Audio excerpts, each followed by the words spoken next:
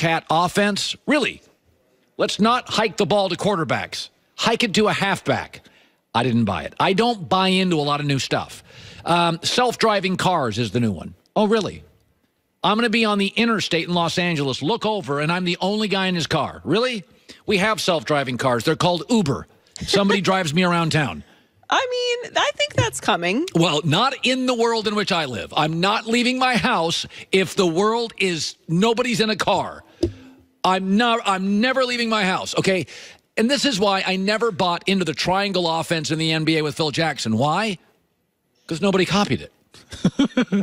Everybody copies everything. I mean, football, the NFL, we call it the copycat league. In television, which I work, American Idol and The Survivor have spawned 400 shows. Networks. I mean, everybody's copying everybody. Silicon Valley, everybody's copying everybody. If something's successful, everybody's copying it. Nobody copied the triangle offense. It was Kobe and MJ. And without him, it's known as the inverted triangle offense that doesn't make the playoffs. Let me tell you about the process in Philadelphia. It's a bunch of hooey. You're basically giving up your franchise for half a decade. Oh, by the way, still charging your fans $800 to sit in the 18th row. So the fans get hosed on the process, which is just tank, and then just get great draft picks. Oh, by the way, Sam Hinkie was the GM of that. He's been fired since. Oh, somebody else hired him because yeah, they did. He's a consultant for an NFL team, the Denver Broncos. Why isn't he getting gobbled up for the brilliance? Yeah. By the way, Daryl Morey, he didn't completely tank. He actually went to the Clippers and took their best player. This league is about veterans who can score, not about kids. None of these kids are winning in this league now. It's about veteran guys. Al Horford. Giannis is no kid, by the way. What is he in his 5th year? You know, he's considered a kid. He's not a kid. He's been developing his game forever. He's now in his 5th year. Kawhi Leonard, not a kid. 5th, 6th year. Took him about 4 to be able to play.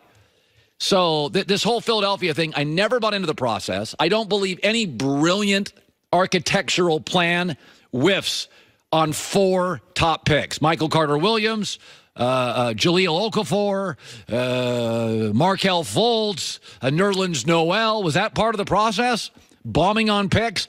By the way, Ben Simmons and Embiid, that's part of the process. It's also part of, I don't know, occasionally hitting on a draft pick. You don't have to be called anything to occasionally hit on a draft pick. The Blazers hit on Damian Lillard and C.J. McCollum. Is that need a nickname? I mean, the Warriors hit on Klay Thompson and Steph. Does it need a nickname? I don't buy in tanking. The Phoenix Suns are the only team that have copied that. How's that working out? What are they on their 14th coach in 7 months? I mean, I just am and I battle it because I don't want to be an old guy that doesn't buy into anything new. Like I am a believer. I'm always looking for the next thing. My entire career has been built off, okay, I did local TV. Okay, that's not as popular. Let's go to radio and then syndicated radio. And then I'm a mover. I'll move around trying to avoid, the sheriff. Well, you believe in the process, but not a fad.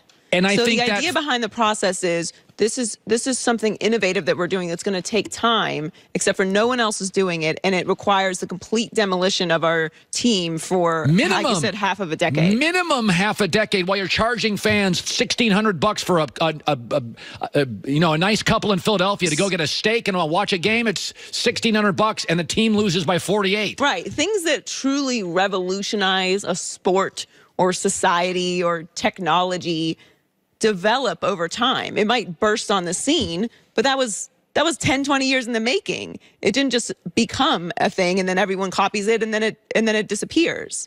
It's a process behind that thing, like saying, this is an overnight star.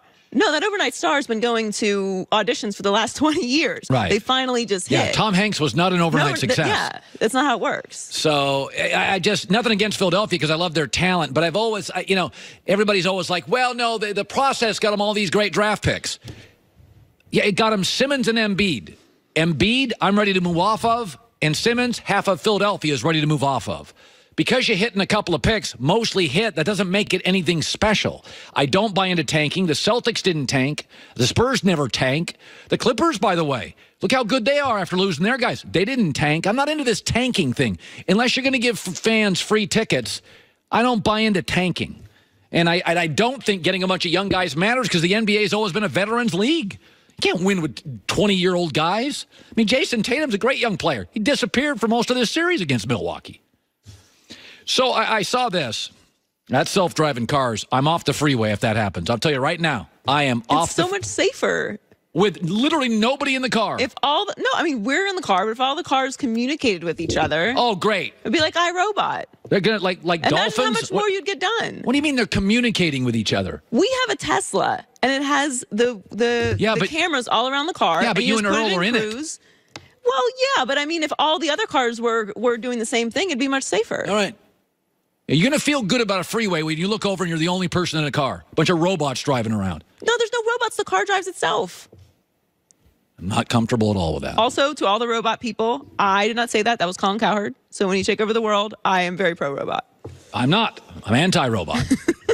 I am not into robots. So Russell Westbrook and Paul George have undergone off-season surgeries. Westbrook, torn ligament left hand, plays 100 miles an hour, plays hard, and he had a surgically repaired right knee. It was a minor procedure. There are certain things, and we know this in life, that don't go well together. Like no exercise and bad diet. You'll die sooner than me. Statistically, no exercise, bad diet, you don't last as long. In the NBA, two things that make sure you don't age well. Hyper-athleticism and can't shoot. It means you're going to have to go to the basket and score, get knocked down, go into the trees. It shortens careers. Derrick Rose, John Wall, Westbrook, they're not aging well. Hyper-athletic, super fast, get by people. But that means you go into the forest with 6'8", 6'9", 300-pound guys. Here's what ages well, and I'm not anti-Westbrook. Here's what ages well in the NBA. Now, I told you, hyper-athleticism and can't shoot doesn't age well. Bad diet, don't exercise doesn't age well. Here are the two things that age well in the NBA. Shooters and self-awareness. Vince Carter used to dunk. Now he just shoots threes. Kobe scored at the rim. Last 5 years, jumpers. Ray Allen came into this league as a dynamic athlete. Last 9 years, I'll stay out of here. I'll shoot jumpers. Jamal Crawford, shooter, 20 years. Reggie Miller, 18 years. Dirk Nowitzki, 21 years. Kobe, 20 years. What ages well in the NBA, and I think if I ran a franchise, I'd really pay attention to this. Find guys who can shoot, obvious, but the underrated thing is self-awareness.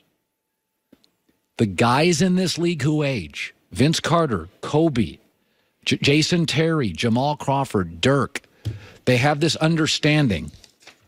I don't want to bang around the rim. I don't want to get knocked down. So you see it as this gift, this hyper-athleticism. But Rose, John Wall, and Westbrook, now Westbrook's the best of those three, I think, easily, but they're not aging well, I've always thought Russell needs a little more self-awareness. Dude, I'm not interested in you scoring at the rim as much. I'm not interested in you getting rebounds. I want you half court, let the bigs get the rebounds. They get the ball to you. You don't have to grab the rebound, go 96 feet. Russell needs to alter his game. I want to see more jumpers. I don't want to see you near the glass.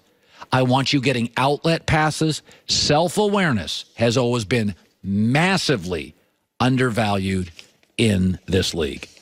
Rick Bucher's around the corner. Warriors tonight. It's tonight. No? Yes? Yeah. Warriors, Houston tonight. Game 5. Bucher around the corner. Mike Missinelli in Philadelphia, where they don't like me, but this morning are having to acknowledge this Embiid thing is a real dilemma. Life's about making choices. OKC made the wrong ones. Philadelphia, you got 4 guys. They don't mesh. You should probably keep about 2 of them. It's judgment time coming up real soon.